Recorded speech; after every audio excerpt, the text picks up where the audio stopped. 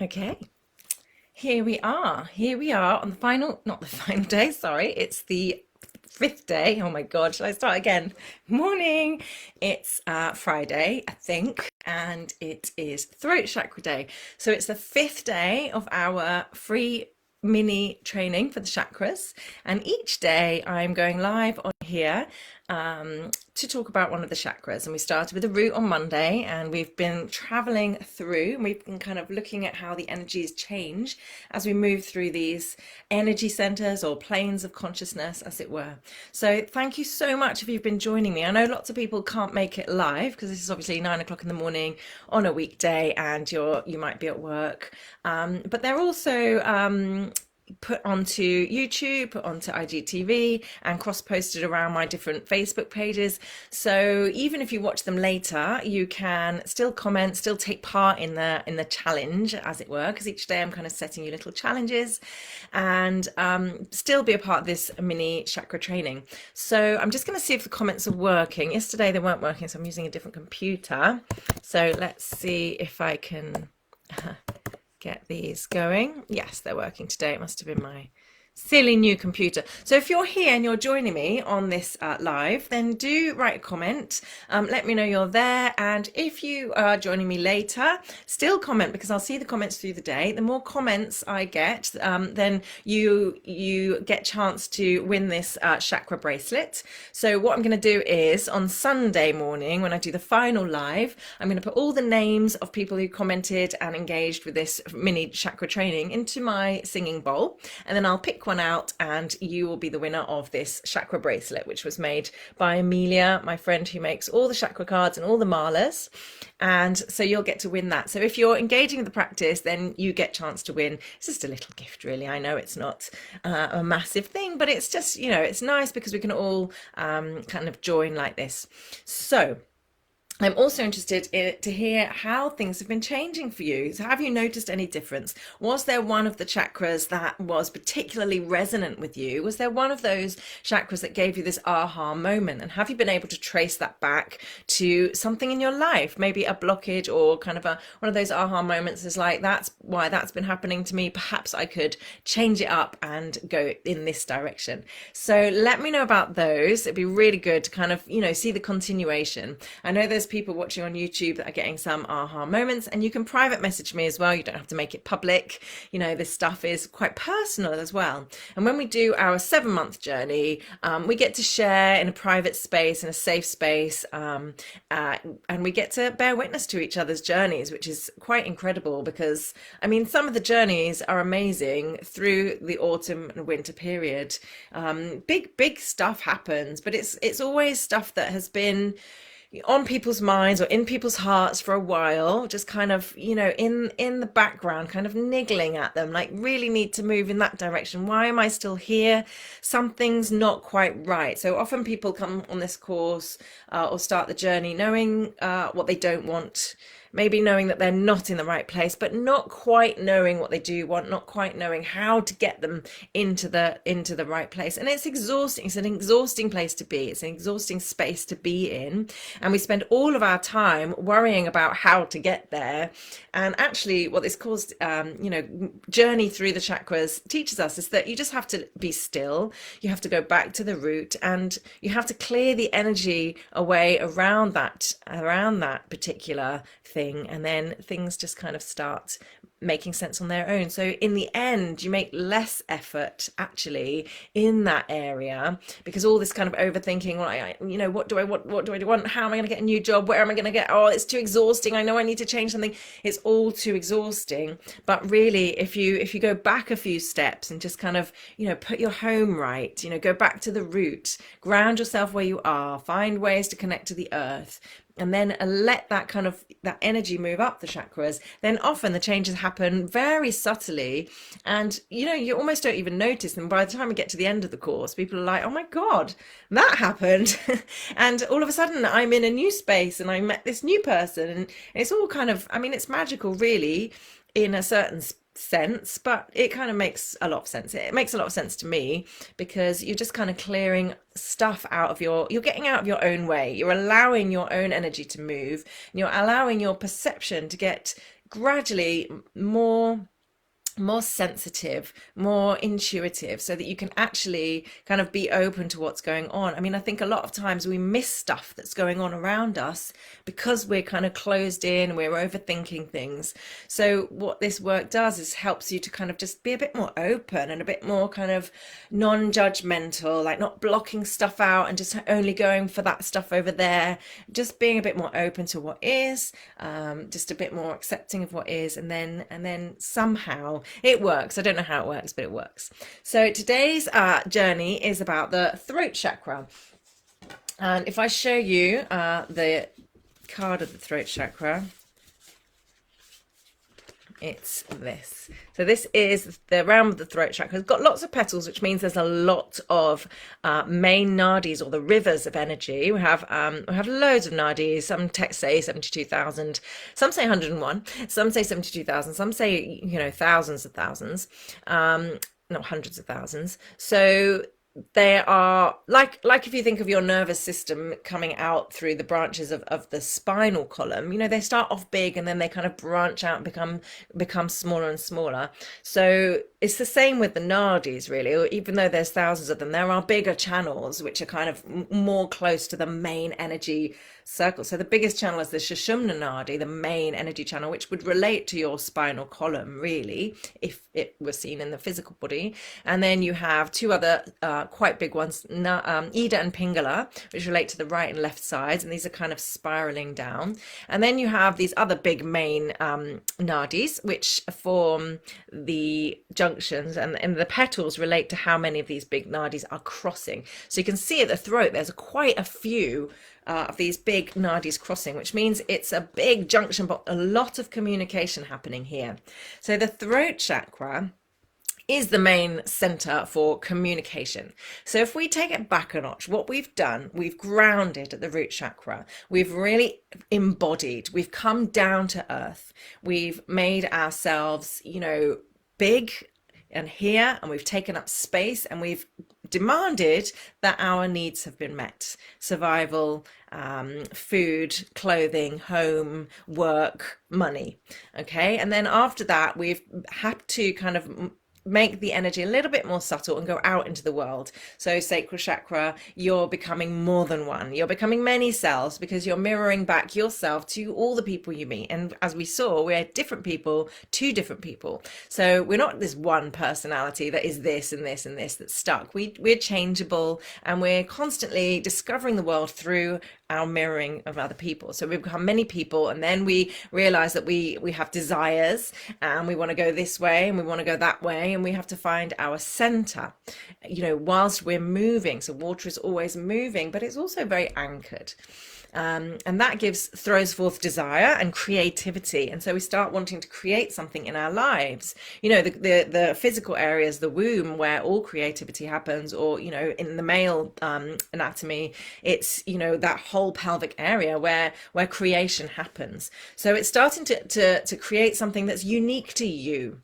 Okay, so we'll see later there's the creativity center that is more like your spiritual, your higher, your divine communication, your divine creativity. But at the sacral chakra, it's unique to you. And then you move the energy up, it becomes fire, and it sparks this kind of this huge surge towards action in the world, an action that means something to you. Through your experiences so far, you realize you want to make a change, or that's not right. You rage, you find all of your voices, and you have this passion that takes you forward. And then we move into the heart chakra that we saw yesterday, and that's kind of your opening. It becomes air. So we've gone through earth, water, fire, and now we're air. And air is much more subtle. It's becoming more subtle. The vibrational energy level is lightening as we move up. So air is kind of weightless, and it moves. So the heart is enabling us to move into the world. And, this is kind of the realm of Bhakti yoga, yoga of selfless service, yoga of the heart, also yoga of compassion, just kind of being able to really feel into what's going on in the world. And this then moves up, and it becomes even more subtle. And the energy of the throat chakra is the energy of communication, and it's ether, it's space.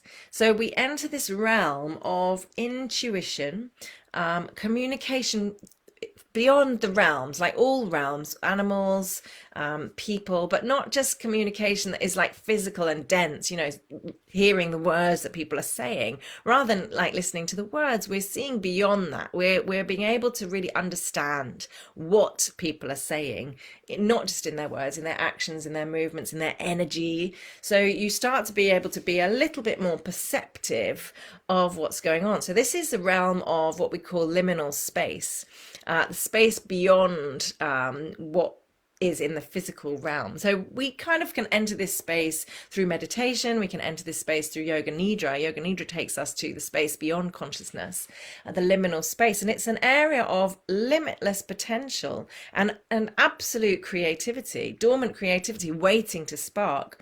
So we're able to kind of tune in to where we want to go, and we're able to speak into being our hopes and dreams. So we can literally use our voices to start creating what is ultimately waiting to come through us. So this is more of an area of your kind of divine creativity, what you really are here to do, what work is it that you're here to do. And we get there by just bringing everything into congruence. So it's interesting, like most of us think one thing, say another thing, and do an entirely different thing. And so all these things are out of balance. But in the throat chakra realm, we're able to kind of bring all these things into congruence. We're being able to just kind of be a bit more integrated in what we say, what we think, and then what we do. And this frees up a lot of energy, because there's less of this kind of what they call cognitive dissonance going on in our minds and our souls. It's so frustrating. And I've been there so many times, thinking that you want to do something and then finding yourself doing something completely different during the day, and then saying a completely different thing, or saying I'm going to do that, and then later on you're not doing that, you're doing something completely different. So it's so much more freeing to be able to think, do, and say all the same thing, because that just helps you to kind of really focus in on what it is you want and where you're going. So if you're thinking about this as a life journey, when you've done all of this work, the energy just moves up from the heart chakra. You're able to kind of create this space in the heart. If you think of the heart chakra as you're kind of moving out into the world, you're spreading your wings, and it's connected with the breath and the prana and the lungs. So you're creating more prana, which isn't just breath, it's life force. Life force moves into space, and it just diffuses, it just moves into space.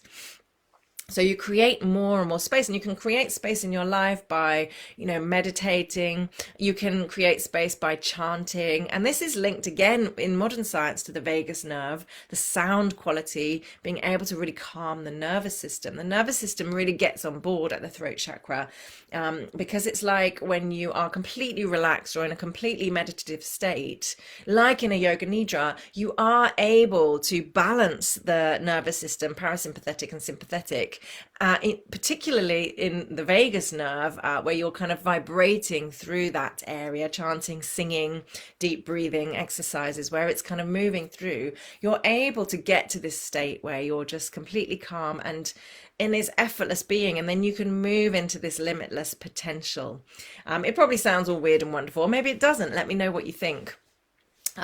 So we're able to then kind of speak and sing our dreams into being. So if there's something then that you want to do, you can do things like free writing, start writing what you want, and just let yourself write and write and write, or start talking about the thing that you've had in your heart for so long but have been frightened to talk about. I started talking about Shanti Center at a certain point. It's like, I'm going to, and it wasn't exactly what happened, but it helped to kind of shape what came. Start singing your dreams into being, and start talking about it like, yeah, one day I'm going to open a yoga center, and it's going to be like this and this and this, and you can be really prescriptive. And it just helps. And don't, not being frightened to kind of just speak this stuff into being. I did the same with the yoga teacher training. Just started talking it. If I was if I was doing yoga teacher trainings, they'd include this and this and this, because I'm really passionate about including this, and these people should be allowed to do it, and these people should be allowed to be it, and we should honor this, and we should honor this. And then, bit by bit, it's like it's moving that energy into the ether, the limitless potential, so that it just can start flowing there, and things become much more straightforward. So exercises for the throat chakra that you can do is chanting. Chanting is one of the most useful tools in yoga, I think, because it really calms the nervous system. It works on the vagus nerve again, and it also kind of cleans out your voice. And if you think of your voice as the way of kind of communicating what's inside of you to the outside world, and the throat chakra is this kind of realm of communicating. If you think about your senses in a more general way, our senses are what communicate inside with outside, and what help us process what's outside and bring it down into a more physical realm. So we use our hearing, our voices, our sense of smell. I mean, the eyes are kind of more connected to the third eye, which I'll talk about tomorrow. But if you think about your voice being like a big powerful tool to communicate what's inside of you to people outside and to people around you, and the outside world and the inside world can be, they're quite daunting spaces if they're not aligned. I think people have a lot of trouble if there's stuff going on inside them that they're ashamed of, or they don't quite understand. They have trouble, getting it out, and then they have trouble understanding what's going on around them because it just won't make sense. So this work can kind of open up that kind of way of making sense. In a Jungian sense, this chakra is the realm of the collective unconscious. So you can even kind of connect to this collective kind of vision. So, stories of, telepathy, this deep sense of intuition that you might have experienced through periods of your life. As a human being, we do have these moments, however much you might want to kind of not go there because it doesn't work scientifically for you. There are moments where you go to pick up the phone and someone's already there that's phoned you, or you think about someone and then they phone you, or you go to say the same thing at the same time. There are these kind of synchronicities in life and coincidences, and this is just a sign, I think, that you're kind of in tune, you're being a bit more congruent. And some people are very open to this and can really communicate with higher realms, and can see what's going on so clearly enough with really open eyes to be able to sort of predict the future just from seeing clearly what's going on. So there are these kind of realms that you can connect to the collective, and be really more intuitive in your life. And this can really help you with the decisions you make, because often with decisions it doesn't really matter which path you take, you just have to take a path. So being able to just be a little bit more intuitive can kind of make you feel like you can take a path with confidence. So being able to just go there instead of kind of being stuck and like, I know there's so many paths, but I don't know what to take. Being able to kind of walk forward and move forward in your new life and sing it into being, and not be frightened if it all goes wrong, and just knowing that there's more paths that branch out at different realms, can get rid of that kind of perfectionism and the imposter syndrome, and really help you just to go for it. So yeah, throat chakra, chanting, really good way. Brahmari is amazing, so I suggest you do this. I mean, we could do a little bit together now. It's a bit odd, so I'll talk you through it, but basically there's different ways to do it, but the most simple way is to hum, closing off your ears, so that you get this vibration really through your body. So if you have like 9 breaths, every time you breathe out, you're humming, and you can choose a note, as it were, or a vibrationally level that suits you, that tends to vibrate in a really kind of magical space. And with the chakras, you can actually, with the vibrationary element that was added in more modern approach to chakras. Each of the notes, because there's 7 notes in our modern scale, obviously it wasn't like that before, but these relate to a different chakra. So without over analyzing, you can choose a vibrational level of your humming that seems to give you the biggest amount of kind of vibration. And you do this while you're closing your ears. It's like a practice of pratyahara, withdrawal of the senses. Close your eyes, close your ears, and you just hum. So if you want to try that with me now, make sure you're in a safe space, because you do kind of go very inside. It's hard to reorient yourself. If it's safe to close your eyes, close your eyes. And before you close your ears, I'll just tell you, we'll do 3 together. And this is just a little taste. You can do more on your own. It's a really powerful practice. It's wonderful to do if you're starting meditation practice, because once you've done, you know, a round of these 9, maybe like out breaths with a hum, your senses are, you're very much inside. So then if you were to start a meditation practice at that point, you're really ready to go. So we'll just do 3 together. So when you're ready, we're going to block our ears and breathe in deeply. And as you exhale, you'll hum. And you'll do that 3 times. And I won't be talking you through, because you'll have your hands over your ears. So when you're ready, block your ears and go for it.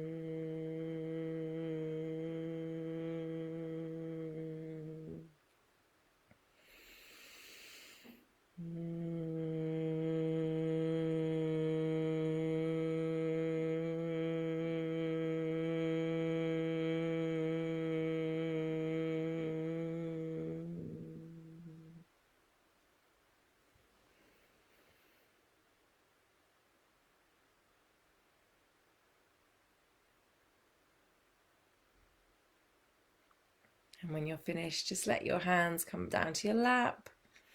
Keep your eyes closed for a few moments. And when you're ready, you can open your eyes. And it's quite a special practice, really, that Brahmari, because it's like you're making your own singing bowl. Those Tibetan singing bowls really connect us through sound to different realms around us. It's like you're tuning into radio waves, which are kind of all around us, but we don't see them. We don't, necessarily know they're there, but they're there. So it helps you to kind of tune in and be a bit more open to different levels of communication. So I recommend that as a practice. And there's many more practices. I mean, this was a bit this morning I feel like I'm a little bit kind of out of it. It's all been a bit of a rush landing in England, but there's so much more we can do, and so much more I'd love to tell you about, but there are only little mini trainings, little exercises for you to do. And it, obviously on Tuesday, which is, I think the new moon is Monday, Tuesday, we're going to start on Tuesday with our 7-month journey, and in the 7-month journey you get a whole month to kind of delve into each chakra. So I mean, it just kind of flows, and you're working through the winter period. So yeah, we have like different exercises you can do, different things you can do in your home, different things you can do in nature, different things you can do in your journaling, contemplation. There's meditations, there's yoga nidras for each chakra, there's yoga classes for each chakra. So yeah. There's lots to be done. Come and join me, and I've got payment plans as well, and I've already got a few sign-ups from these mini chakra trainings. So if you have signed up this week, then you're going to get a free pack of the chakra cards sent to you in the post. So those are still free for you. And I've got payment plans. So, I know this is kind of all last minute at the moment. Get in touch with me if you'd like to join the 7-month course, and we can organise a payment plan, because you've got 7 months. And I'd rather we start together, because we're starting on Tuesday, and it's such an incredible journey. And especially in a time now where so many things have changed. You might have known where you were going a couple of years ago. I know I did. I had it all written out. But just having to change and regroup, maybe there's a bit of confusion about what's going to happen now, and it just helps to clarify. It helps to bring you through the next cycle, and it's really nice practice to do every single year, because we don't know what's around the corner, and so it's nice to work with what you've got and just kind of let it flow in the moment. Tomorrow I'm going to tell you my story about the first time I went through this chakra journey, and how it changed my life completely, and I've never looked back, and I've been doing this chakra journey every single year for the past 21 years.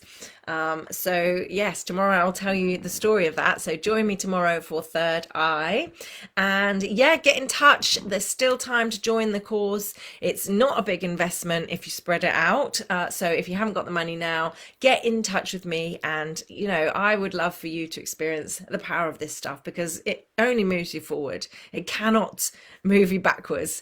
So it just helps you to just get on board, shape and clarify your direction. And you don't have to be a contortionist yogi to do this. I've deliberately made it more accessible. I believe that the chakras, although they were brought to us from the yoga tradition, modern yoga now would suggest that you have to be able to do just the asana part to be able to access any of these teachings, and that's simply not true.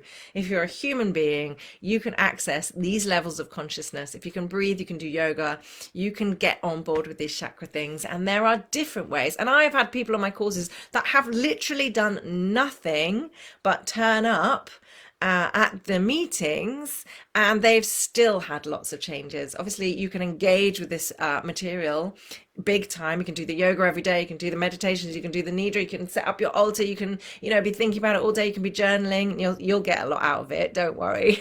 But you can also literally do nothing but just plonk yourself on this journey, turn up, and it's just that you're inviting that energy into your life. You're hearing stories, you're listening, you're contemplating, even at the time. There's very busy people that have very little time in their lives, and it might be exhausting to think that you've got to then give another 7 months of a course. It might be very daunting, but I've had people that you just turn up to the Zoom calls. It's a social, really.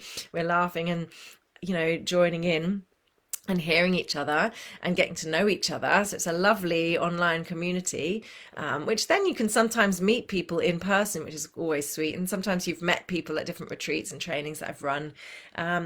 But yeah, all you have to do is show up, and even if you can't show up, they're all recorded, so you can just play them from the resources page. You literally have to do very little and something will happen, because it's impossible for this stuff not to work. So I hope you can join me on Tuesday. Let me know, comment on any of these any of these videos that you see, either live or later. Obviously this is going to go up, I'm going to put it on YouTube now, I'm going to put it on IGTV. Watch, comment. Sunday you've got a chance to win the chakra bracelet, and if you sign up to the Transform and Inspire, I'm putting the chakra cards in the post, and you have the chance to get any of these mala beads for half price. So I've got the biggest one, the rose quartz one, normally £20, £10 if you comment on this training. I've got the nice natural wooden one, normally £10, is £5, got amethyst detail there. And then I've got these medium ones. I've got 2 onyx ones, one with chakra detail, one with amethyst detail, and I've got a rose quartz one, and I've got a little fuchsia agate one, and these are all normally £18 and they're £9. So if you want any of those, let me know. I'll pop them in the post, and I will see you tomorrow. Thank you for listening to my very rambly throat chakra day. Maybe it's because it's throat chakra day that I'm just rambling on. So I appreciate you. Thank you for listening. Bye.